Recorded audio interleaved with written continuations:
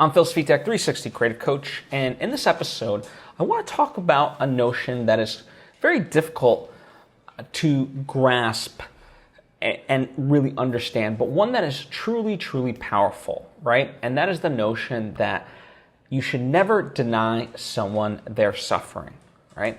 And I'm going to expand upon this, but before I do, I would like to take the opportunity to invite you to subscribe if you haven't already. That way you get all the various lessons and episodes that I put out right when I put them out. Thank you if you just did, and thank you if you already were. It truly does mean a lot to me, as I hope it does to you.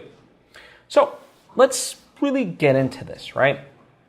As the wise Byron Katie would say, we would say that saving someone from their suffering is noble, right? But when you really think about it, it's actually not. It's quite the opposite, right? It has a counterproductive effect. Because ultimately, when someone goes through a suffering, whatever that may be, right? It could be physical, emotional, anything in between. You could, in one sense, posit that it hardens them, but it does more than that. It allows them to break through. You know, there's a very famous quote that goes, rock bottom became a wonderful foundation for which to build my life upon.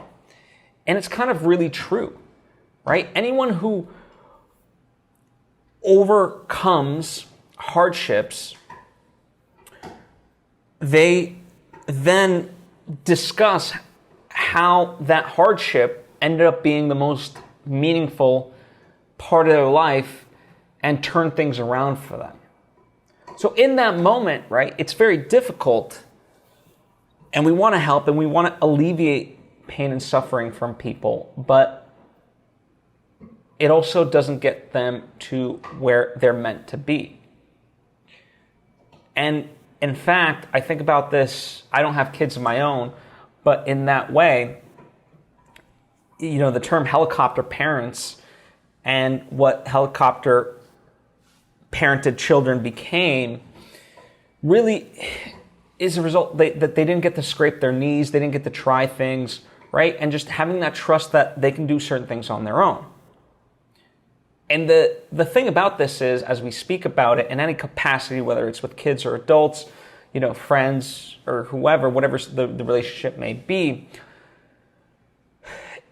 ultimately, there's a way to still be there for people and help them out,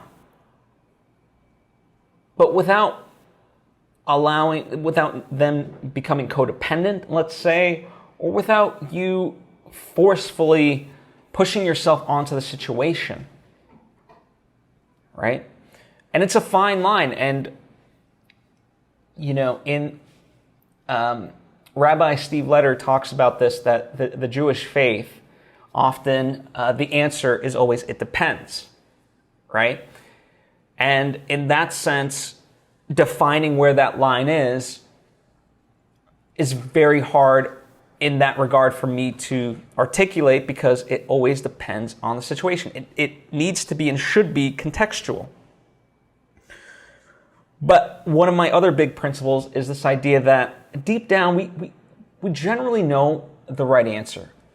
And we seek to, you know, reaffirm it in the world or have the world tell us something differently because we're just not willing to listen to ourselves. But when you truly shut off the world, you know, this is why meditation in that way people seek it, is because it allows one to really hear, you know, what not their body, but just their essence, if you will, is guiding them towards, right? And so in that way, yes, you will know what the right answer in terms of that boundary is, but never deny someone their suffering, because they have to go through it. It's the only way. It's like when they say, you know, when someone's addicted, they have to admit that they have the problem. They have to be the one to get better, because if you're doing it on their behalf, they're going to relapse. It's not going to be genuine, right? And that's difficult. And yet, in many ways poetic because, regardless of what your faith is, there's this beautiful image where, God puts the word of God on people's hearts, and people will question that, well, why does he put it on their heart instead of into their heart? Because the heart must be broken in order for the words to seep in, and that's when you become whole, right? And I love that imagery of it, when you think you're broken and you're actually whole. And that is why the idea of never deny someone their suffering really does not only work, but holds true, right? And it's a hard notion, especially when we ourselves perhaps have suffered. Why would we want anyone else to go through that? And the fact of the matter is, we can be there for them, as I said, when they need us. And we can offer our help in the ways that we can, but they have to be willing to take it. And if they're not, you got to know when to back off, sort of thing. And more importantly, the best way that I see anyone help is just be an example of what's possible for other people, right? And maybe that's you. Maybe it's allowing yourself to step back and allowing someone else to be that help, because the messenger is equally as important as the message.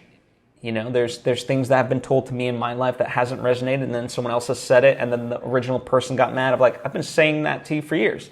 It's like, well, unfortunately, it is the messenger as is the message. That's why, I try to do these episodes, not because they're necessarily original and so forth in thought, but the thought is maybe I'm the person that you need to hear it from. And if so, great. If not, okay. I hope you hear it from somebody else and it resonates, right? But regardless, in that way, we have to keep going. That's what, for me in that sense, even if just the simple act of me putting out these episodes and things like that, someone can look at that and just be inspired by the fact of like, oh, he's really doing it day in and day out. And so it's possible, right? And so it essentially amounts to walking the walk. Don't just seek to give advice to people in that way of, hey, here's what I think you need to do and so forth, especially when they're suffering in that way. But instead, be there for them when they need it. And the best way, part of that, how you can do it, is to really just be an example. Set the example of what's possible.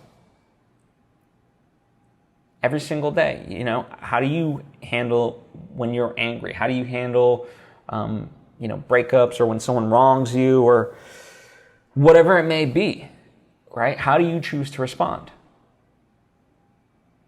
Because often when we talk about raising kids, it is that the children are very smart, and they essentially will mimic the parent, right? And so how you act, that's what they'll pick up. And so, in that sense, that idea, I believe, extends to all relationships, right? Friendships, romance, parents, grandparents, and so forth, right? So, really think about that and consider that. If there's someone in your life who you want to help, take a pause and really consider what's the best way to help them. And as much as it pains you sometimes, maybe the best answer will be like they might have to go through this on their own. Be there when they need you. And it is a difficult thing. It really is. But that's why sometimes taking that moment to really pause and consider can be great, because oftentimes we do act on our natural instincts. And as much as as I said, it's a noble idea to try to help, we might just mess up the situation further. So that's what I have for you today. It's a It's a very heady subject, but I know that it's one that, when you think about, you can start to be able to navigate through. But as always, if you have any questions or thoughts of your own, please share them down in the comment section or hit me up on social media at Svitek. Likewise, if you enjoy what I do and think I might be of benefit to you in a more direct way, well, there's my coaching sessions.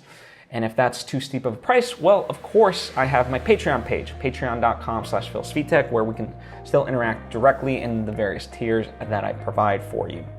Likewise, another way to support me is, purchase some of the stuff that I've created. The books, the movies, the merchandise, things of that nature. Supporting that stuff supports this, because by getting to create the art that I do, it allows me to learn from those experiences, share them freely here with you so that you can benefit from it, and it's a symbiotic relationship in that way. So thank you so much. I appreciate you, and hope to see you next time.